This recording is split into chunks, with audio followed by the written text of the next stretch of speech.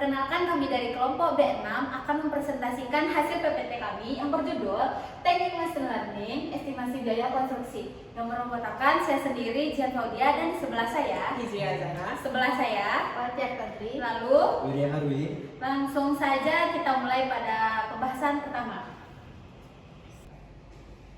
Apa itu teknik machine learning? Machine learning adalah ilmu pengembangan algoritma dan model secara statistik yang digunakan sistem komputer untuk menjalankan tugas tanpa instruksi eksplisit, mengandalkan pola serta inferensi sebagai gantinya. Topik pertama adalah tujuan. Tujuan utama machine learning dalam estimasi biaya konstruksi. Industri konstruksi dikenal dengan kompleksitas dan ketidakpastiannya, sehingga estimasi biaya yang akurat menjadi sangat penting untuk keberhasilan proyek. Teknik machine learning atau ML menawarkan solusi inovatif untuk mengatasi tantangan ini dengan memberikan prediksi biaya yang lebih andal dan efisiensi, meningkatkan akurasi dan kecepatan estimasi biaya, mengurangi biaya dan meningkatkan transparansi, memudahkan adaptasi terhadap perubahan dan meningkatkan kolaborasi. Topik kedua, jaringan saraf. Jaringan saraf tiruan atau GNT. Teknik yang paling kompleks dan fleksibel, mampu mempelajari pola yang kompleks dari data non-linear, membutuhkan data yang besar dan komputasi yang kuat.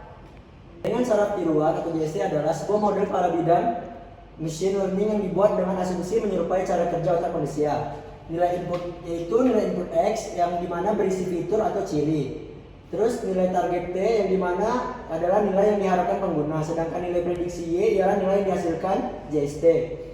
Pada gambar berikut, jaringan saraf tiruan ditampilkan dalam bentuk dua layar atau lapisan, yakni layar input yang berwarna hijau, kemudian layar output yang berwarna biru.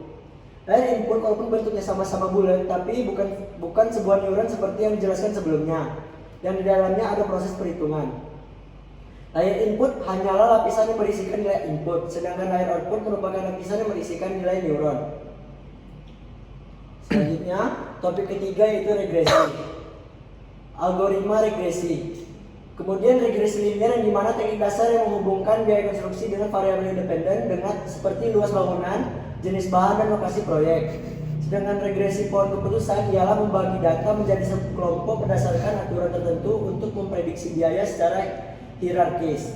Sedangkan regresi support vector machine atau SVM yaitu mencari hyperlink yang memisahkan data ke dalam kelas biaya yang berbeda dengan meminimalkan margin. Contoh penerapan regresi untuk estimasi biaya konstruksi. Yang pertama yaitu estimasi biaya proyek jalan.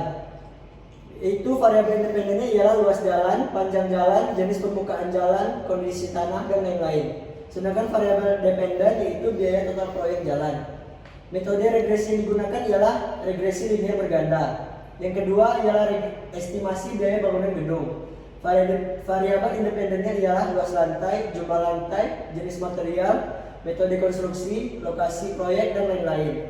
Sedangkan variabel dependennya ialah biaya total pembangunan gedung.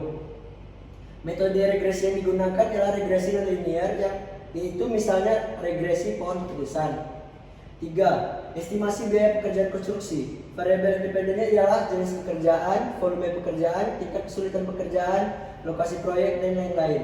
Sedangkan variabel dependennya ialah biaya satuan pekerjaan konstruksi. Metode regresi yang digunakan ialah regresi linear sederhana. Topik selanjutnya yaitu topik keempat, regresi dengan pohon keputusan. Regresi pohon keputusan adalah salah satu metode machine learning yang termasuk dalam kategori supervised learning. Metode ini menggunakan struktur pohon untuk memprediksi nilai target atau variabel dependen berdasarkan nilai-nilai variabel independen atau variabel prediktor. Regresi pohon keputusan adalah metode machine learning yang mudah diinterpretasikan dan kuat untuk berbagai masalah prediksi. Metode ini cocok untuk digunakan ketika interpretasi modal penting dan data mengandung outlier. Namun, perlu diperhatikan risiko overfitting dan ketidakpastian dalam prediksi. Contoh berikutnya dari penerapan regresi untuk estimasi biaya konstruksi adalah analisis pengaruh faktor-faktor tertentu terhadap biaya konstruksi, yaitu variabel independen atau harga material, upah tenaga kerja, inflasi, dan lain-lain. Kemudian variabel dependen, biaya total proyek konstruksi. Selanjutnya metode regresi linear berganda. Contoh implementasi atau studi kasus, estimasi biaya konstruksi jalan di Kota Manado. Metode regresi parameter pada proyek pemeliharaan berkala jalan. Hasil ditemukan model regresi yang dapat memprediksi biaya total proyek jalan dengan tingkat akurasi yang cukup tinggi. Manfaat penerapan regresi meningkatkan akurasi estimasi biaya konstruksi, membantu dalam pengambilan keputusan terkait proyek konstruksi, meminimalisir risiko pembengkakan biaya proyek, meningkatkan efisiensi dan efektivitas manajemen proyek konstruksi.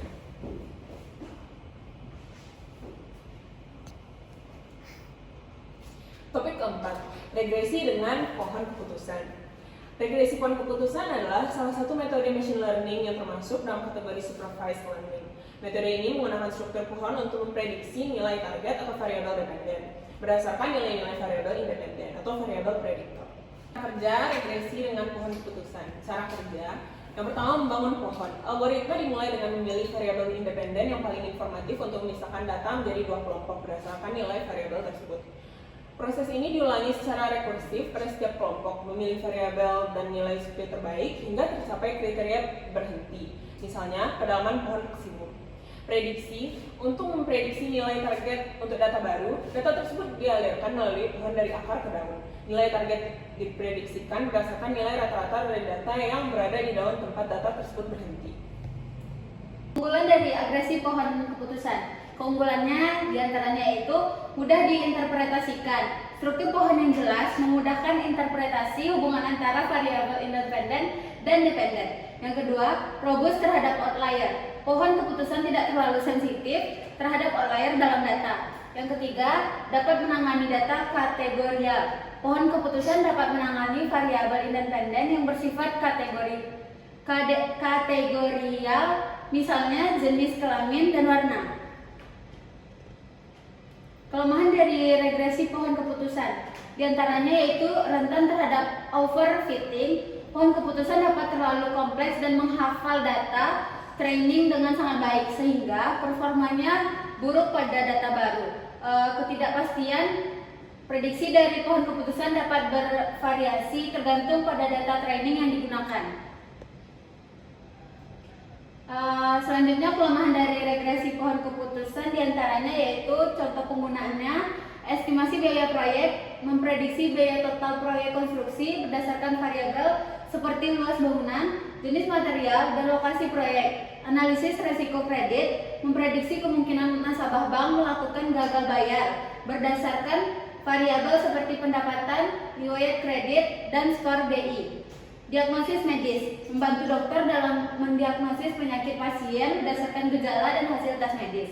Penerapan regresi pohon keputusan, alat-alatnya yaitu scikit-learn, R, WK, dan lain-lain. Langkah-langkahnya yaitu kumpulkan dan siapkan data, pilih algoritma regresi pohon keputusan, latih model pada data training, evaluasi performa pada data testing, gunakan model untuk memprediksi nilai-nilai target untuk data baru. Sekian hasil dari diskusi kelompok kami. Terima kasih atas perhatiannya.